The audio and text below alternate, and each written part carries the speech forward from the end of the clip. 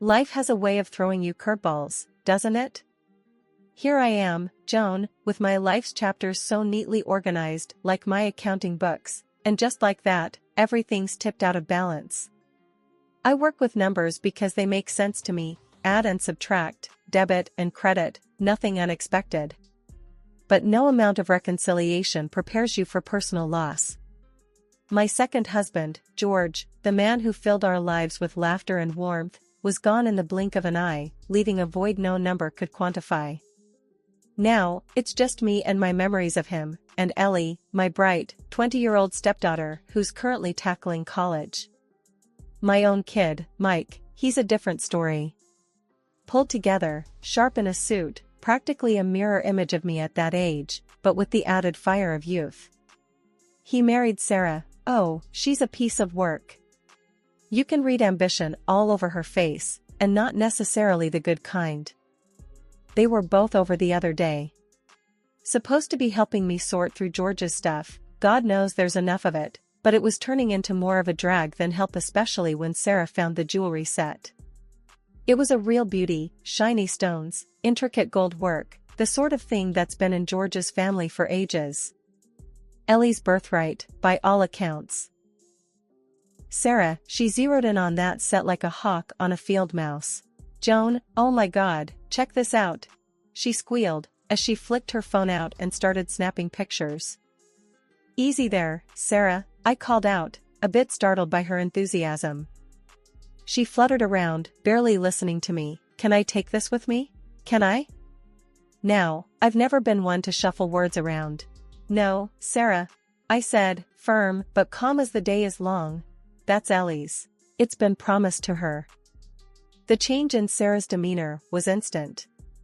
Like a switch had flipped. Her face twisted up, her eyes went cold. She didn't even pretend to keep up the sweet daughter-in-law act. Really, Joan? After all we've been doing for you? Her voice was sharp, like she was trying to cut something open. I didn't budge an inch. Yeah, really, I shot back. Not raising my voice, but making damn sure she could hear me loud and clear. Ellie's his daughter. It's her family's. End of. With a huff that could have blown the house down, she turned on her heel and marched out, not even bothering to slam the door. Good riddance, I thought. Mike, he just shrugged it off, raking a hand through his hair as if he had bigger things on his mind. She'll get over it, Mom, he mumbled before following a storm of a wife out the door. I just shook my head, leaning against the cold marble counter. Is this what family comes down to? I muttered to myself. Sorting through George's things, I paused now and then to wipe my eyes. Funny how the world can shift on its axis in such a short time. I was just about to close the living room curtains when my phone rang, cutting through the quiet, just like that unexpected visitor who shows up right when you've settled in for the evening. Mike's picture flashed on the screen. My heart did a small somersault. We hadn't parted on the best of terms last we spoke, on account of Sarah and the jewelry. Hey, Mom, he started, no hellos, no how are yous. His voice was as tight as a drum, you could tell he was walking on eggshells. Sarah's pretty torn up about the whole, jewelry thing. I sighed, loud enough for him to hear. Mike, we talked about this already. That set belongs to Ellie. It's not just some trinket. He cut me off, quick as a whip. But Mom, she's really upset. She's been crying and everything. Ellie's got so much coming her way, what's one jewelry set to her? The irritation gnawed at me, hot and unyielding. Ellie has as much claim to it as Sarah has to the tears she's shedding, I said. My words were blunt, but I wasn't in the mood to sugarcoat things. Mike's voice rose, incredulous. Are you serious, Mom? We're talking about Sarah here. My wife. And I'm talking about Ellie, your stepsister. The daughter of the man who left the jewelry set behind. I fired back, the sting of disbelief thick in my voice. There was a beat of silence before Mike snapped. She could use some support too, Support's one thing, Mike, I said, my words sharp, but gifting her your sister's inheritance is something else. Tell Sarah to get her own. He wasn't going to back down. She feels like you don't care about her, about us. You're pushing your own son away. My patience was wearing thinner than an old dime. That's not fair, and you know it. If she wants jewelry, there's plenty of shops around. Mike huffed into the phone, a bitter sound. Wow, Mom, just wow. Yeah, wow, I echoed, my voice heavy with sarcasm before I could stop myself. Try putting your family first for once. That's when the line went dead, the click echoing like a door slamming in my head. I stared at the phone for a long minute before I dropped it onto the couch next to me. I was shaking, a cocktail of anger and hurt seething in my chest. I wasn't the bad guy here, was I? The house was silent around me, the weight of the confrontation heavy in the air. In that moment, I understood how greed could grab hold of someone, twist up their insides, and squeeze until they no longer recognized right from wrong. When Ellie came back home, the front door barely whispered its usual creak. Her eyes were red, telltale signs that she'd given in to the tears the way we all do when life gets too heavy. We wrapped our arms around each other, nothing needed to be said. The ache of losing George hung in the air, thick and palpable, but it was a sort of comfort having her close. Later we sat, sifting through old photos, chuckling through the wetness in our eyes as we placed memories onto the mantel, like building a little shrine to the man who'd meant the world and then some. That's when Mike and Sarah decided to barge in, no knocking, no bell. They pounded into the quiet like a clap of thunder, not caring much for the mood. Hey, we need to talk, Sarah announced, her eyes darting toward Ellie. We'll give you $4,000 for that jewelry set. Just like that, all business, like she was buying a used couch off the internet. Ellie's lips tightened, the shadow of her dad's stubbornness right there on her face. That set has been in my family for generations. It's staying in the family. And $4,000? It's worth more than that. Sarah launched right back at her, words sharp and mean. You don't need it. You probably won't even wear it. Her voice was rising, enough to shake the framed pictures. I got up, my legs stiff. I walked over to Sarah, standing closer than I usually do, mustering all the calm I had left. You'll do well to keep a civil tongue in your head. Sarah's face twisted into something ugly, her nostrils flaring. Mike stood aside, tight-lipped, looking at his shoes as if they were the most interesting things in the world. Enough, I said, my voice sounded strange in my ears, too calm. Out of my house. Now. Mike finally looked up, his eyes mean slits. So it's always Ellie, huh? No room for your son? For your daughter-in-law? His words, stupid and sharp, tried to get under my skin. I let them glance off me. Out, I said again, a steel thread in my voice, before I lose my temper. They went, Sarah slamming the door hard enough to rattle the glass in the windows, leaving Ellie and me in the freshly stirred silence. We sat back down, suddenly so tired, clinging to each other. We didn't have to talk about it, we just knew.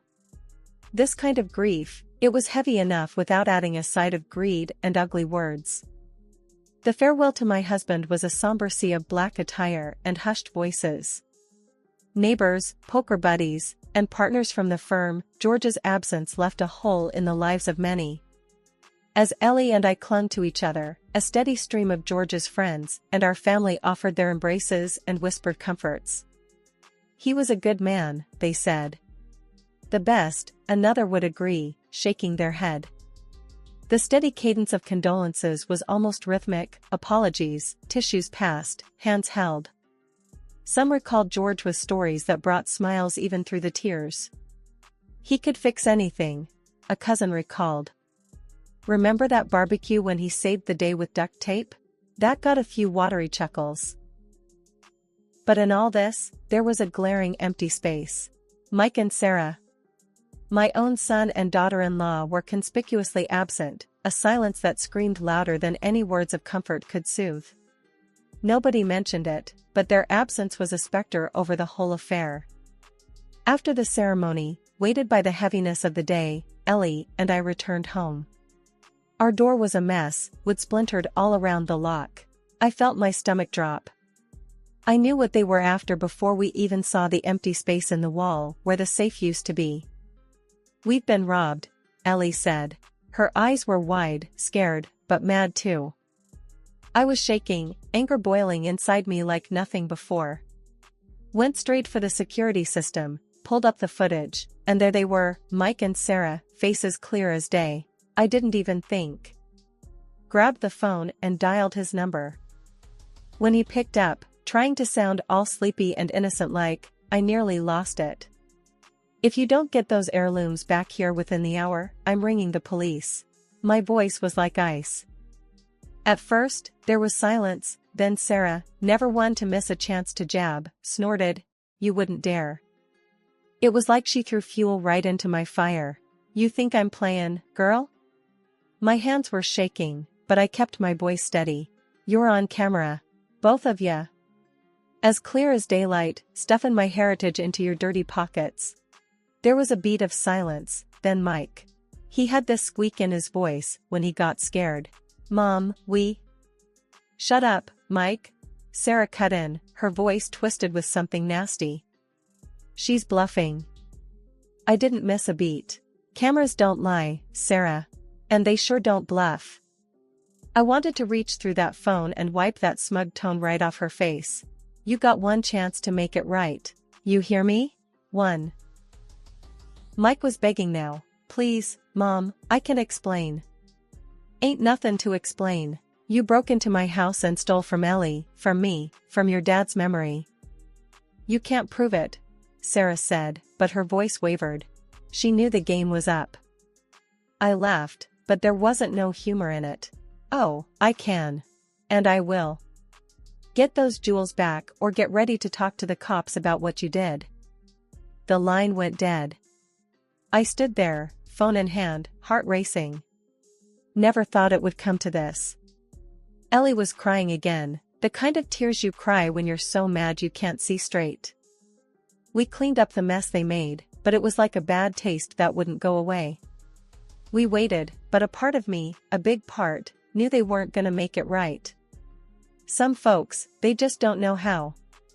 Mike stomped in the next morning like he owned the place, overnight bags under his eyes telling stories of a sleepless night. Without a hello, he chucked a bag onto the ground where it hit with a pathetic sound and slid a few inches before stopping. Its contents jingled, echoing eerily in the tense air. I bent down, my heart racing, and unzipped the bag. Inside, jewelry pieces spilled out. But something was off. The color wasn't quite right, they lacked the weight of real gold and the sparkle of true jewels. Ellie, who had been biting her lip in silent hope, let out a whimper, her hand shaking as she picked up a necklace that looked like a toy you'd win at a carnival. "What is this crap, Mike?" I spat the question out. The necklace felt cold and light in my palm. "They're the jewels, Mom," Mike mumbled, not quite meeting my eyes. I squinted down at the necklace in my hand, turning it over. It was then I noticed the clasp was too shiny, too clean for something that was supposed to be decades old. My blood went from simmer to boil in a split second. "Jewels?" I laughed, bitter and loud. It was too much. "You think I'm an idiot?" Mike shifted from one foot to another, a twitch starting in his cheek. "Well, that's what we grabbed."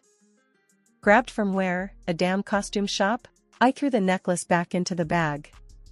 It landed with a plastic clack that said everything we needed to know. Ellie burst out, tears streaming down her face, accusations mixed with sobs. "How could you do this to us? To your own family?" I should have felt something looking at my son standing there, this broken man-child we raised. But all I felt was a cold hard anger. It was clear even the semblance of family was gone, burned up by greed and lies. "Mom, Mike started, but his words were slurred by the corner of his mouth that wouldn't stop twitching. "Save it," I found myself saying, cutting him off. The weight of the phone in my hand was suddenly the only real thing in the room. Mike's eyes darted to the phone. "Come on, you're not really gonna call the cops on your own son, are you?" "Watch me." The numbers on the keypad felt oddly solid under my fingertips. This is the last straw. You don't understand. No, you don't understand. I stood firm, phone to my ear, as the dial tone buzzed, waiting for my next move. I gave you a chance to fix this mess. And look what you brought me. Cheap fakes. Mom, I swear to you, but even as Mike tried to speak, there was a shifty, desperate look in his eyes that told me he had no truth to offer. The ringing stopped, replaced by the operator's voice. 911, what is your emergency? I glanced at Ellie, her face streaked with tears, the fake jewels lying discarded between us, and back at Mike, who looked like a cornered animal. Yes, I said into the phone, my voice steady. I'd like to report a theft. I was standing in my kitchen, trying to make sense of the chaos the past hours had unleashed, when the call came in. It was brief. The cops had turned over Mike and Sarah's place and found what was missing, plus a little performance from Sarah for free. Pulling up to the station, I couldn't help the acid churning in my stomach. Walking in, the officer on duty nodded at me. We found your items, he said. No pleasantries, just down to business as usual. Sarah was in full drama mode when I saw her behind the glass, flaring up the second she spotted me. This is all your fault, Joan, she screamed, her face a twisted snarl of blame and mascara trails. Excuse me? I couldn't help my eyebrow shooting up. You two are the ones in hot water, not me. But you pushed him into it, she shrieked, hands gripping the bars, knuckles white. I shook my head. No, Sarah. You pushed. You screamed for diamonds and he jumped. Mike sat there, head hung low, not even a shadow of fight left in him. When our eyes met, he muttered, I just love her too much, all right? Love? I snorted. Is that what you call it? Looks more like stupid to me. Watch your mouth, Sarah snapped like a cornered animal. Spare me, honey, your act doesn't work on me. The back and forth could have gone on for hours, but I had enough. I needed answers. Why did you do it, Mike? Why'd you take from your stepsister? His voice was soft, resigned. I told you, I love her. She wanted those jewels so bad. And you thought stealing was the way to go? The words were out before I could help myself. Mike shuffled his feet, glanced at Sarah who was biting back words now, realizing maybe that silence was her best defense. Mike looked up, his eyes begging me to understand something that I couldn't. I didn't think it would hurt anyone. I stood there, feeling a gulf miles wide stretch between us. But it did, Mike. It really did. Seeing my eyes, maybe the steel in them, he deflated. I'm sorry, Mom. I messed up. Sarah was quiet now, watching, perhaps realizing the mess she'd coaxed Mike into was unraveling fast. I can't fix this, Mike. You're going to have to face the music on this one. I know, he said, and for a second he wasn't the man who had broken my trust, just the boy who used to call me Mom in that soft way that tugged at my heartstrings. I turned my back on both of them, Sarah's silent sobs and Mike's apologies fading as I walked out the station door. There was nothing left to say.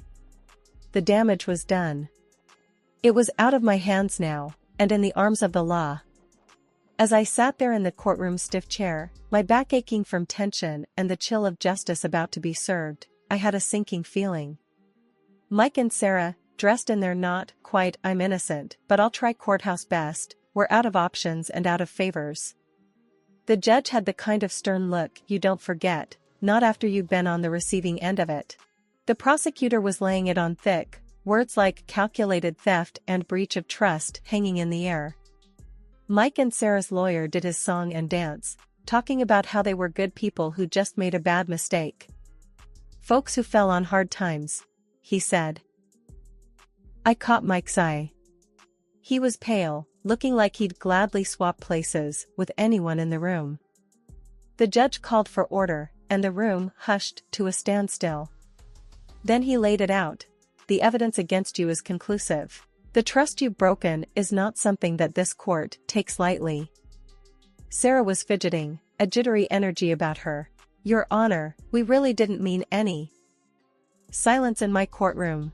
The judge's gavel came down like a thunderclap, snapping us all upright. Sarah clammed up, looking like she might burst.